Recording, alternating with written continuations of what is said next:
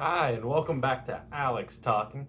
I love going to the movies, and today I'm talking about what I saw last night, Eddington, the new Ari Aster film from A24, and starring Joaquin Phoenix again for the second straight Ari Aster movie. And this is a film that is about the 2020 COVID 19 pandemic, set in a small town in New Mexico, fictional town, where some crazy shit goes down. And as someone who personally detests the idea of mainstream film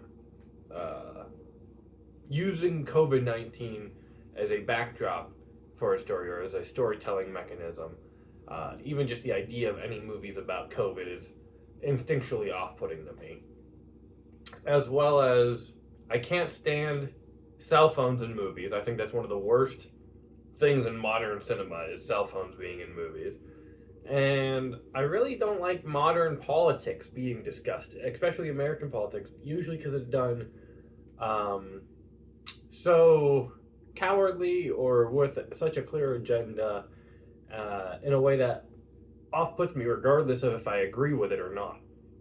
So these are all very difficult things to balance in your movie.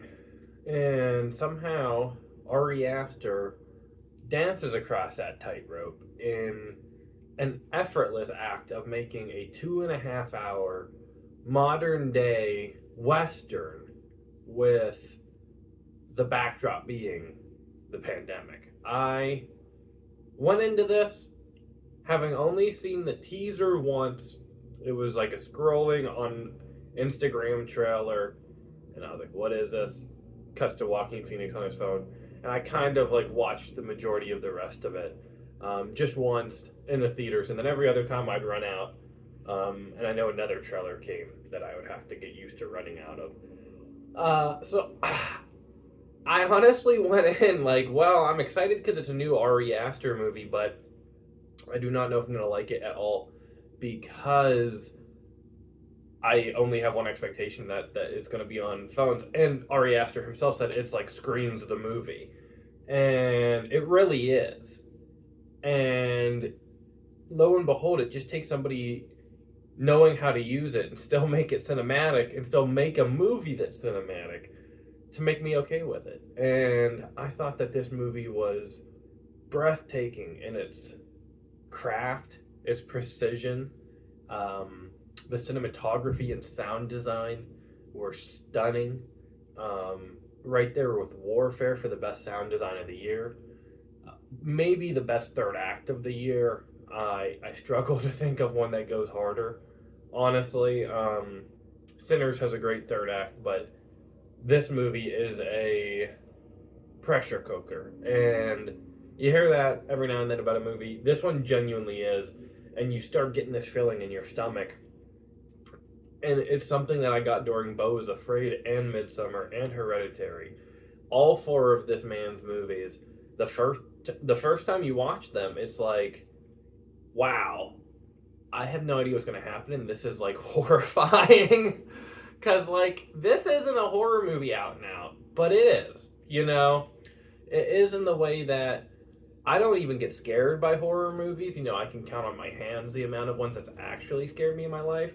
So I actually have a much looser interpretation for what is a horror movie. I know that might sound like an oxymoron, but sometimes I just hear people be like, well, Sinners isn't a horror movie because it didn't scare me. It's like, well, yeah, but neither does Halloween, but it's a horror movie. Neither does Friday the 13th, but it's absolutely a horror movie. Neither does 28 Years Later, but it's a horror movie. So I see something like this, and I'm like, this actually made me feel like dread. And I guess it's a thriller in a lot of ways, but like, it plays with a heightened reality, but only to so much of a degree. In so many senses, it is, yeah, I remember when that happened. Oh, yeah, that does happen. You know, in a lot of these scenes, thinking about being in these situations, in the wrong situations, and how misguided so many people, even with the right intentions, can be, and how difficult of a world we live in because of how difficult it is to communicate with one another anymore.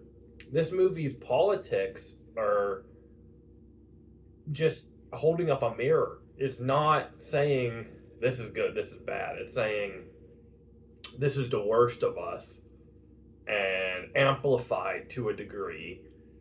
And I think by amplifying it to that degree, it makes you think, well, regardless, there's going to be things in this movie you agree with. And so many of the characters that do or say those things are going to do so many things that you disagree with. It makes you realize that you can't it's not binary. It's not just, well, this is good, this is bad, this way of viewing things is good, this way is bad, because there's so much more nuance to it than that. And it's so difficult to actually find that in the real world anymore, and to get that truth from people and find out what is really going on and really happening in people's heads. And I thought that this movie captured that really well with, like, the Pedro Pascal character, for example. The way that he spoke publicly, the way he was framed publicly, and the way he spoke in the few scenes we get of him in private are very telling. And that's the kind of storytelling I appreciate, that even though Pedro Pascal doesn't get that much screen time, even though Austin Butler doesn't get that much screen time, their presence is felt, and you get such a grasp of who they are as characters, like real living, breathing people. And you think about anyone you've ever met who kind of resembles that, and how you felt in that situation, and thinking about all of these elements coming together in a town, in COVID-19, actually using it as a interesting backdrop for a story like this to be fleshed out and actually tell the story, and not necessarily use subtlety in so many ways, but it works because that was the world we were living with.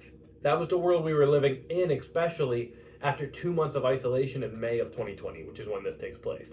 So I thought that was all brilliantly handled. Like, I was just so expecting to be off-put by it. Like, because I am. By almost any other person who's ever tried to handle these things, or like make statements while also it's not, taking a spoon and airplaning it into your mouth. And it really requires you to sit with it, to grapple with real world experience. You have to have knowledge of what was going on in the world at that time. Not that anyone does it, but, not everyone does to a certain extent, And thinking about the scene where Joaquin Phoenix, Joe, is talking to, I think his name was Mark, the guy who got promoted to sergeant. And whenever he promotes him to sergeant, he says, "Is this because of the news?" What news? He thinks that it's a wink, wink, nod, nod, but he just didn't see the news. Because everybody's watching different news. Because what news gets through? Not to say it never would have reached him. I'm just saying, obviously, that reflects what news he watches that he hadn't even heard about it. Which is just the multi-layered writing to this that makes me accept. Maybe I don't like movies where they're talking about constantly, chronically online things and referencing like Twitter and stuff. And I don't like seeing shots of Twitter scrolling on a phone traditionally. But if anybody's going to handle this subject matter, let it be a master craftsman. And that's what it is. And it is riveting. It is absolutely riveting. Joaquin Phoenix is so damn good in this. I forgive Joker 2. Like, I'm serious. He is... I'm afraid to say that he's not going to get it by any means, but he is absolutely worthy of an Oscar nomination because he is the best leading male performance I've seen all year, probably. Right there with Michael B. in Sinners. I know it always goes back to Sinners. It's just the best movie of the year. But this is like craft on display. Acting craft, cinematography, the score, the sound design, the gore. Ari Aster, please make a slasher. Please make a Friday the 13th movie. It would have the best gore ever. This dude gets gore on a level that's so primal and so visceral.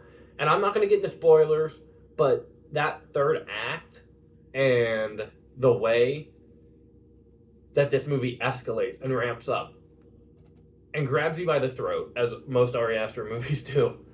But there's a scene, and it does not stop after that.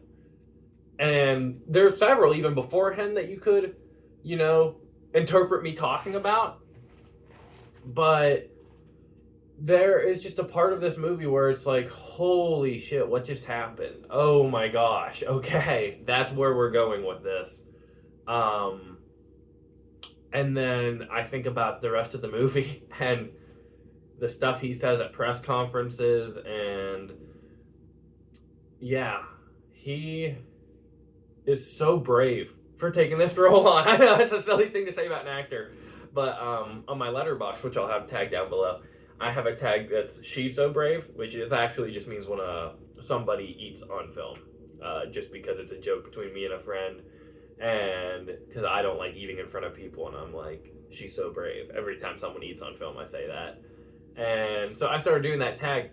He's so brave because not only does he hang dong, but also he takes the role of the lead of this movie that's going to be so divisive. Like, and trust me, I had a fantastic conversation with my fiance after seeing this, and she was seemingly equally as riveted by it and gripped by it and has so much to say about it.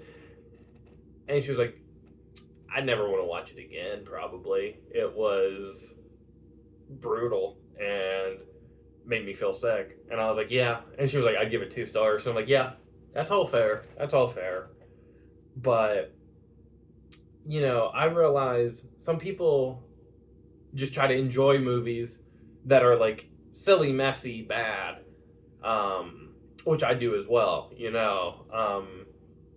I say, like, life's too short not to enjoy this, and I agree. But conversely, I think with movies like this, or Funny Games, which I watched recently, or Tideland, the Terry Gilliam movie, which I watched recently, these really dark, bleak, oppressing movies, I've realized as a 21-year-old, I'm like, life's too short not to, like, watch thought-provoking shit, and makes me appreciate that I have one life on this earth, and not to use it the way people in these movies do, because they're shitty people. But they're still riveting pieces of art. I guess it always comes back to, I view movies as art. I watch movies like someone walking through an art gallery, so I don't need it to be, happy dandy to make me happy and dandy, because I walked out of a movie like this happy and dandy because I had a great experience having my mind completely engaged with a piece of art for 2.5 hours. And I really thought it was funny in the wicked way Ari Aster knows how to do, just like Beau is Afraid was. And I highly recommend this one. I really do. I think that, especially if you are... I actually want to caveat that, not if you're below the age of, like, 17. Which I guess is rated R, so that's the right decision. Because I don't think that you would even appreciate the nuances of what it was. Not to say that, like, a 10-year-old who's, like, 14 now wouldn't appreciate, you know what I'm saying? Like, if someone was 14 now, they would have been, like, 10 when this was happening. Due to the graphic content in this movie, there was no reason for anybody below the age of, like, 17 to watch it. And because of the actual resonance of the content. But if you lived through it, and if you, like, sat with the news when it was happening every day in those awful times, this is the COVID movie we deserve. And I don't think we need to make any more American COVID movies, because this is it. So I would give it a 4 out of 5 stars. I thought it was very good. I probably will go see it again this weekend or sometime in the coming week, just because I was so engaged by it and found the third act to be just such exciting, heart-pounding, thrilling filmmaking, tapping into such primal fears and with such realistic action and horrifying brutality that I just thought was awe-inspiring. But that depends on if I Know What You Did Last Summer is good enough for me to see 4 times. So we'll see what gets my AMC A-list slots. I'll be seeing I Know What You Did Last Smurfer tonight, 5 o'clock Smurf, 7 o'clock I Know What You Did. And I cannot wait for the return of that fisherman, Ben Willis. But as for now, let me know what you thought in the comments of Eddington. And thank you for watching. God bless and have a great day.